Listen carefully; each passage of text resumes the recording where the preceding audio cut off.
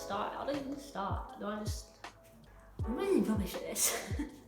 My name's Stace, and 9 months ago I made a video sharing my story about having a facial deformity and growing up with that. And amazing reactions to the video from people I don't know, people that I do know, people from school reaching out to me. It was an amazing reaction, and even though I wanted to carry on with this channel, life got in the way, so I've just not been able to get around to doing it. But as you all know, we've all got time at the moment, or maybe you don't have time, but for most people we've got a bit too much time on our hands at the moment. So I thought, I'm just stuck at home, not doing a lot. I thought I'd give this another go after being encouraged, seeing some great comments from my last video over the last few days, to be honest. So I started filming this video a few days ago, and I finished filming it and started editing it, and I just didn't really like what I made. So I thought, what's a better way of doing this? I thought I'd split it in half, and as you can see by the title, this is part 1 of 2. I've decided I'm just going to split, what I wanted to say down the middle into 2 different videos, 2 different subjects. Hopefully that will be more engaging and I will get more out of it and not rush anything as well. So that's what we're going to do. So this video, I'm going to be following on from my last video where I had done a brief rundown of my condition and how that affects me. I had also said that I would do another video explaining all those things in more detail. So that's what we're going to be doing today. We're going to be going through my condition, what it is, how it affects me in more detail. And then in the next video, I'm going to be talking about the surgeries I've had and the surgeries I haven't had and why I chose not to have them. So stick around in this video if you don't know me, you don't know a lot about the condition, then the next video will be a lot easier for you to understand. Then it'll bring a lot more context into what I'm actually talking about or referring to. So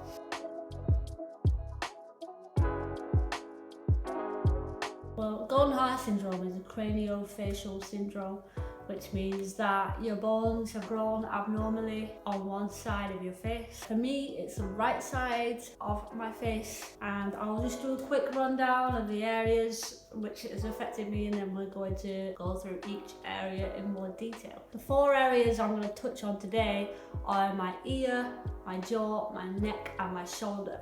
We're going to go into more detail about how each thing has grown abnormally, how it affects me, and yeah, get comfy, get a cup of tea or a cup of coffee. I've got a coffee here today. Yeah, we're gonna learn a bit more about me and my condition. Hopefully you'll come away learning something from this and you'll want to hear more. Maybe you'll be inspired to share your story or something like that. Who knows what will come out of this, but let's just get on with it. Cheers.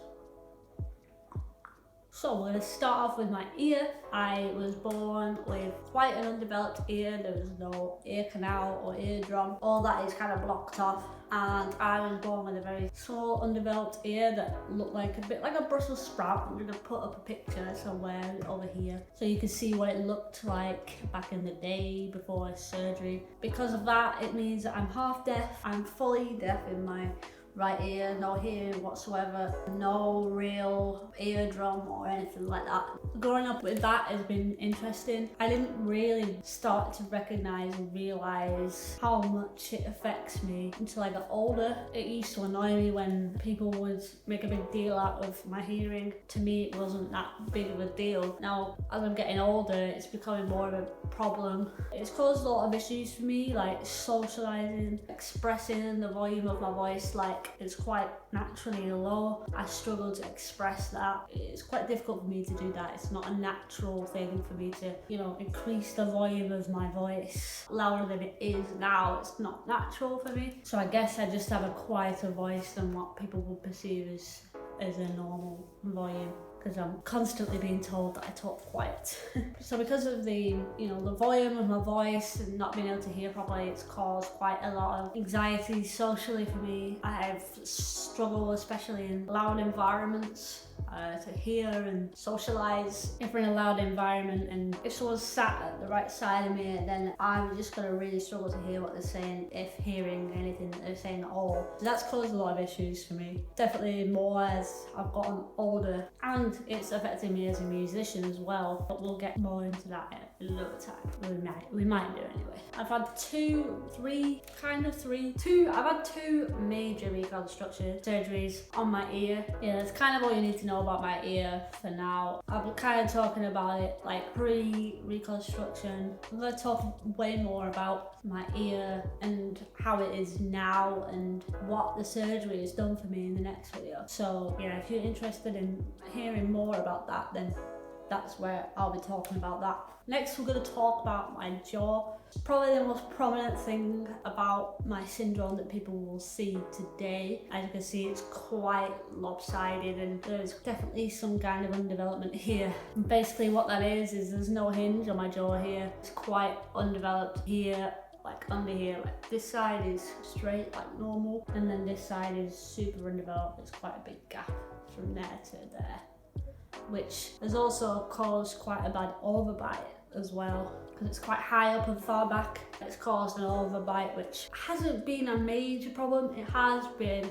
I found stuff quite difficult, like eating certain foods is quite difficult, but that's kind of the only real issue that my jaw has caused. There's no major issues there. I'm quite blessed that, you know, I can still eat and drink and talk and open my mouth. I don't really know how it works, but I can open my mouth and you know, I don't have any major issues with that, so I'm really thankful about that. The next thing I'm going to cover is my neck, and it kind of links into my shoulder as well, so we're going to talk about both at once, I suppose. In my neck there is split vertebrae or missing vertebrae. I can't actually remember what my mum said when I asked her.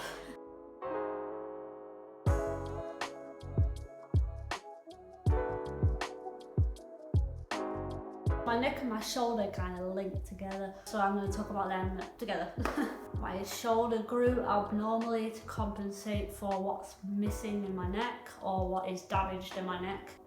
So when my shoulder grew, it grew abnormally so I could stand up straight, which is, you know, pretty incredible. The body is an amazing thing. In terms of with my neck, I can't really like have any quick movements to my head. Like, for example, if I was to go on a big roller coaster or something like that, I wouldn't be able to do that, or bungee jumping, or, you know, all the kind of extreme things. I remember my doctor or the specialist that I was seeing kind of freaked out, saying like, you can't do this, you won't be able to do that, you know, you need to just like slow down with this. And I've been skateboarding since I was 9 years old, and I had to really kind of slow down on that when I found out what was going on in my neck, because I could cause some serious damage. You won't be finding me dropping down a ramp anytime soon. Like, I still just skateboard to this day, but only flatland and as a mode of transport. You won't find me dropping in on a ramp anytime soon. The risk isn't worth it, if I'm honest with you. I'd rather live. But yeah, that passes on to my shoulder, which I've already said grew abnormally to compensate for what was missing in my neck. With that, it caused tension in my muscles because the bones they're abnormal in a way that like makes them kind of stick out. So I guess they've stretched the muscles that are in my shoulder, and that's caused quite a lot of tension and quite bad chronic pain for the last 12 years. I've had physiotherapy, I've tried medication, I've even had medical Botox put in about 2 years ago, which made it worse.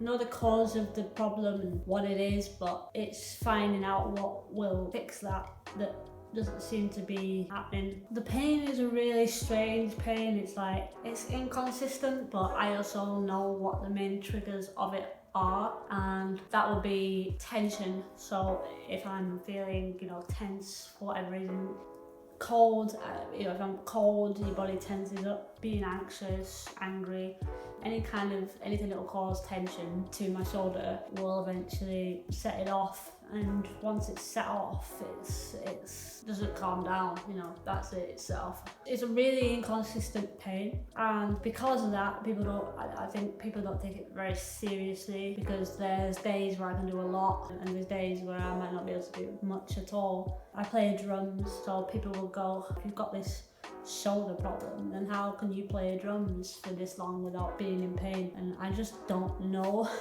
Sometimes I come off the drum kit and I'm in incredible pain, but the thing is with this pain is that it only goes to a certain point and it doesn't go past that point. So it's something that I've grown to get used to, I suppose, but it's not something that I want to get used to, but it's just something that I have got used to. It's been 12 years, it's most of the time that I've played drums. Some people might say, is that the cause? And I would say, I don't think so.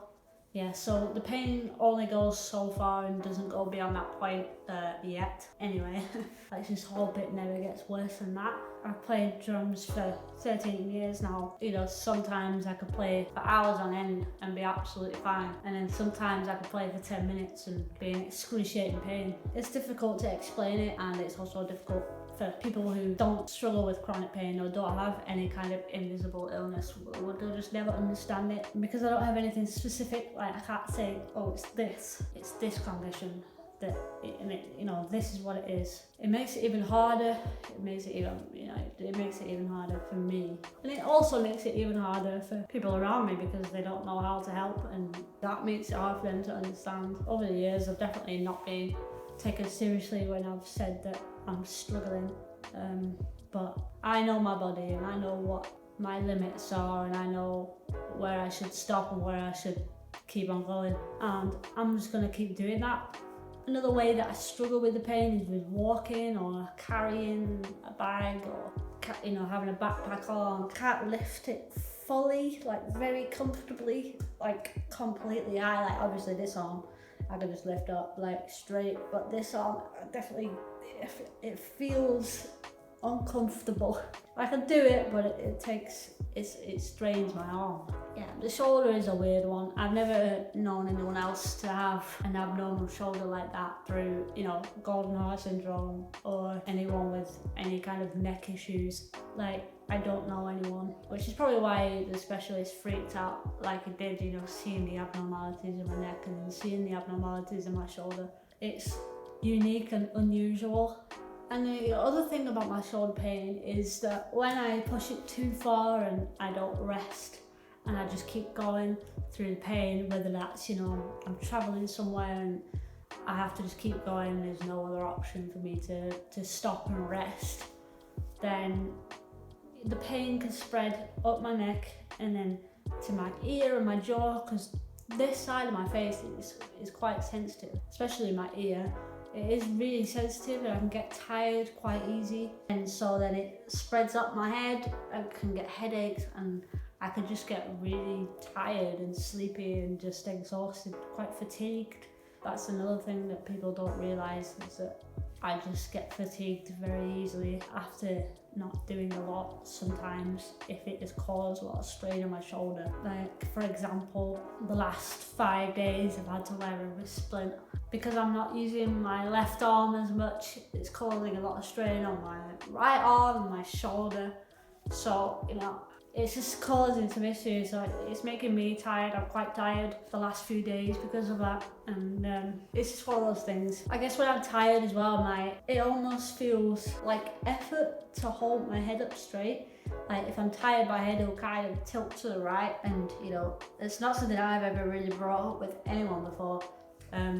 It's something that I have been self-conscious about, my head tilt. I suppose I've always been self-conscious about, but it is quite an effort to hold my head up straight when I'm tired, like now. I am now, I'm tired now. So those are the 4 things that I'm going to talk about in this video.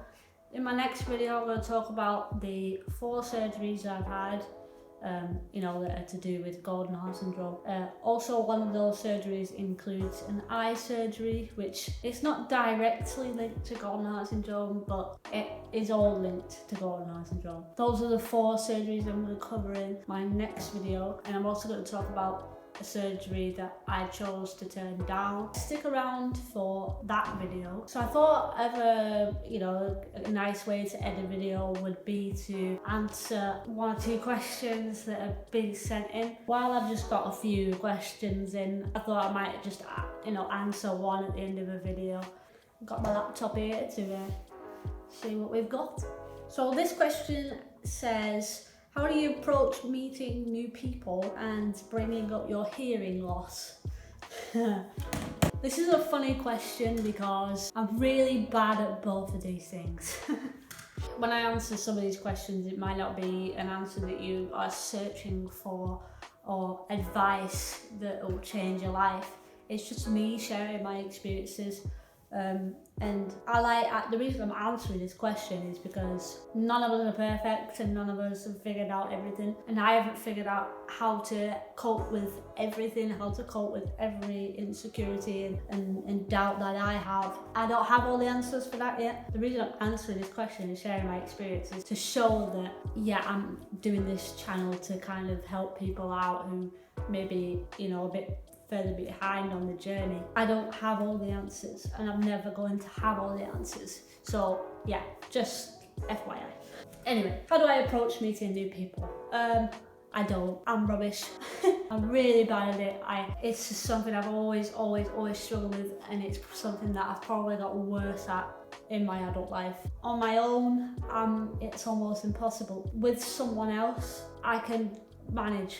I have quite bad social anxiety, and as I mentioned previously, my hearing loss but also the volume of my voice are 2 things that are always playing in the back of my mind. So I guess my advice, if you find it near impossible like me, approach new people with someone else if it is an option available to you. I guess that would be some advice that I would maybe be worthwhile me sharing. How do you bring up your hearing loss? I'm really bad at that as well. In a professional environment, I'm awful at it. I try to get it out of the way as quickly as I can. The longer you delay it, the worse it'll be and the more awkward it'll feel for you. If I'm with my friends who I would joke about it with and they feel comfortable enough with me to joke about it as well, then I find it easier. But if I'm on my own in a professional environment, for example, it's not something that again is easy, but just try and get it out of the way as soon as you can. So that's my answer to that question. As I said, I'm not perfect. I don't have advice for every situation, but I will always try my best to help where I can. But stick around for the next video. If you have any questions that you want me to answer, just leave it in the comments below. I've got a list here of questions that are lined up for me to answer, so I'll put it on the list and I'll answer it when appropriate. That's it for part 1 of this video. If you liked it, please give it a thumbs up and leave nice comments below. Share it with who you might think it would be appropriate for. I will 100% see you in part 2 of this video. Thank you so much for watching. Maybe subscribe if you're interested in seeing more. That'll be the easiest way to find out when part 2 is out, by subscribing, and I will see you in part 2. Thank you so much for watching. Peace.